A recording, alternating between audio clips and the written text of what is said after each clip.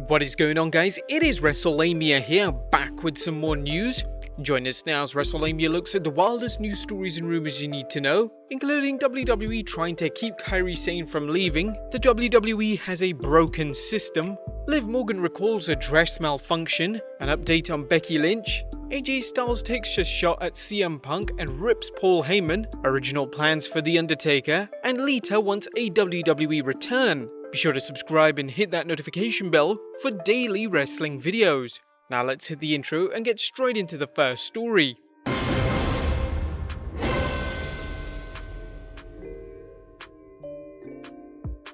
Now our first story looks at the WWE trying to keep Kairi Sane from leaving. Now Kairi Sane's WWE contract was up this week, and this week's Raw taping was supposed to be her final date within the company. Sane is planning to go back to Japan, and prior to the global pandemic, there were discussions in place to keep her as an ambassador for the company, meaning she would still be leaving but would remain as part of the WWE family. According to a new report published by Fightful.com, WWE is trying really hard to keep Sane around and away from the competition.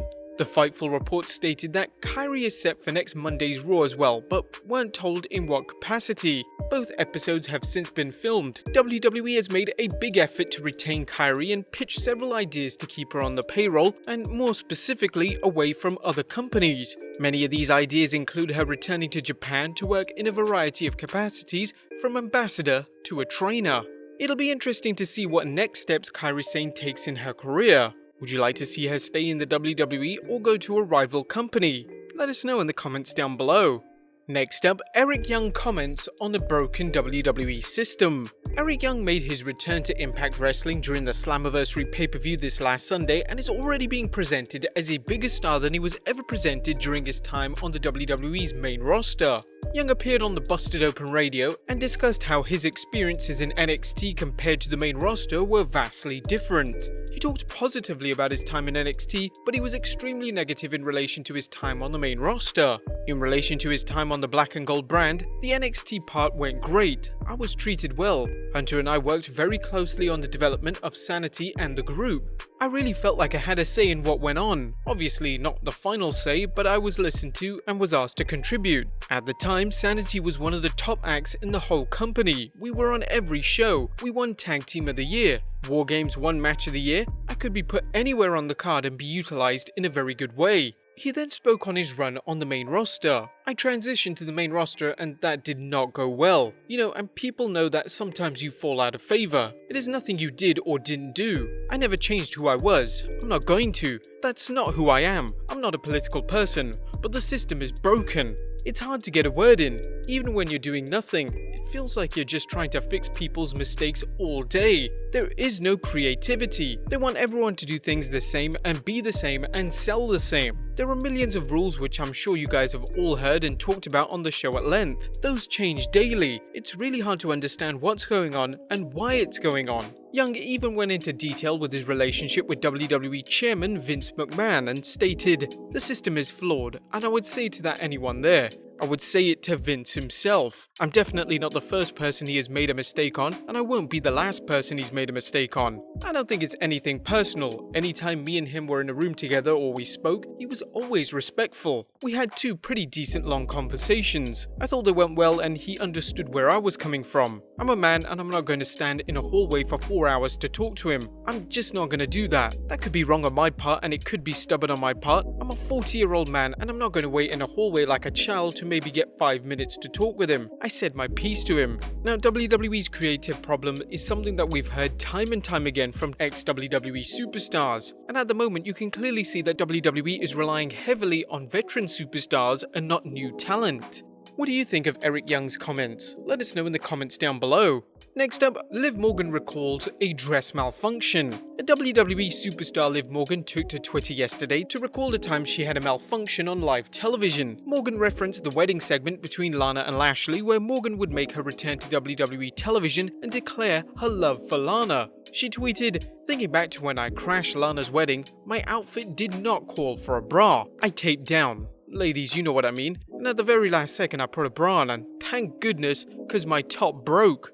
Well, if Liv went with her original plans, it probably would have been one of the most memorable returns of all time. Next up, a Becky Lynch update. Becky Lynch appeared on the Bella Twins podcast to discuss life as a pregnant woman and how she feels since taking a step back from the WWE ring. Becky revealed on the podcast that she occasionally feels nauseous and has been working out at home but can't push anymore. She also added that it's been great to get some well-deserved sleep after spending so much time on the road. Becky went on to discuss when she decided she wanted to have a baby. She revealed that I knew I wanted to have a baby before I was 35, and then I met Colby, Seth Rollins, and I was like, well, this is perfect. This is my person. So this was always the plan. Originally, I was like, I'll wait until I'm done wrestling and then I'll have a family. Then I was like, wait, why do I have to do that? Guys, I don't have to do that. Hell, I'll just do it whenever the time feels right. She went on to reveal a funny story about how herself and Seth Rollins found out that she was expecting. When we came back from WrestleMania, I was feeling sick already, and this was too early to take the test, and then I got the early response ones, which are ones with the lines. I took one and Colby didn't even know I took it,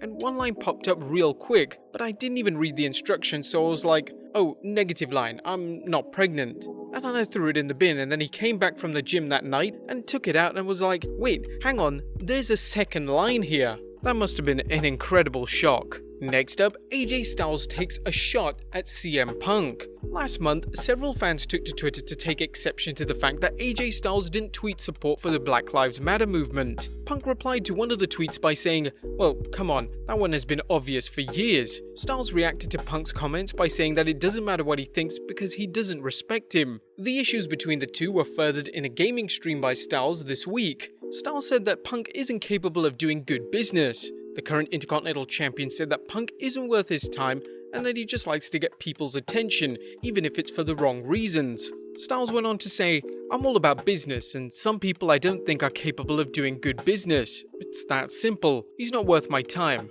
This guy just likes to get attention, even if it's bad. He also went on to rip Paul Heyman during the same live stream. As some of you may know, Styles felt that it was Heyman who recommended Luke Gallows and Carl Anderson to be released back in April. Because of this, Styles asked to be moved to SmackDown because he didn't want to be around and didn't feel comfortable working with Heyman. He also couldn't stand to look at him. This is what he had to say during the stream.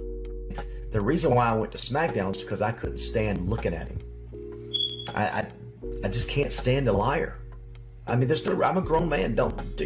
You're a grown man. Why lie? You didn't even have to say anything. You know?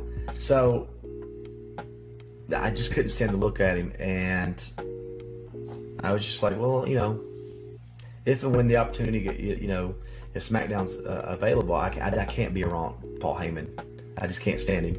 But if there's ever an opportunity, I don't mind coming over. That'd be great. I don't want to do anything now because my son, if he plays football on Friday nights, I want to be there. Styles went on to add that Heyman wasn't popular backstage with a lot of talent. You wouldn't believe how many people that I worked with despised this guy because of his lies, and he'd find ways to try to throw him under the bus when he screwed up. He would try to throw them under the bus so they'd get in trouble. You know, I heard this from several different people. Like, it was almost kind of hard to find someone who liked him, and I didn't know this. I just assumed everybody liked him, and I was the only one. But I think the reason why Vince is a very smart man, and he can see through a lot of crap, and I think he finally saw what everybody already knew, and said, you know what, man, you've done some great things in the past, but you're just not well liked here. Maybe hit the bricks, and we'll let you be the advocate for Brock Lesnar.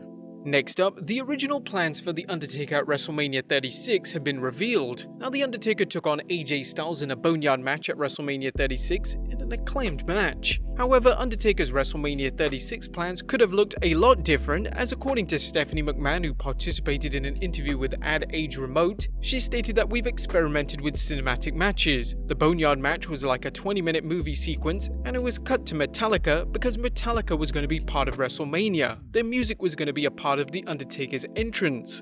When everything changed, they said, we still want to be part of this if we can, we're not backing out. Metallica's For Whom the Bell Tolls formed part of the video package for the match itself, so even with the changes that were forced on WWE, they were still able to be part of the Boneyard match in some capacity. It's just a shame they couldn't have gone with the original plan. And finally, Lita wants to return to WWE. And during the WWE's After the Bell podcast released today, WWE legend Lita spoke with Corey Graves. On the podcast, Graves asked Lita about a possible return to the WWE ring, and she expressed a clear desire to return to the squared circle. She said, I'm down. Like, I can't say that if I was never in the ring again, then something was missing for me, but I think it would be a fun opportunity and like a good short-term goal and something to add to the resume. But you guys don't need me. Like, everybody's doing awesome there, so I can just get by watching how awesome everyone is doing. If the stars aligned, I could be down. Would you guys want to see Lita return back to the squared circle? Let us know in the comments down below. Subscribe if you haven't already. Follow us on Instagram and Facebook for exclusive lists. And I'll see you next time with some more wrestling content.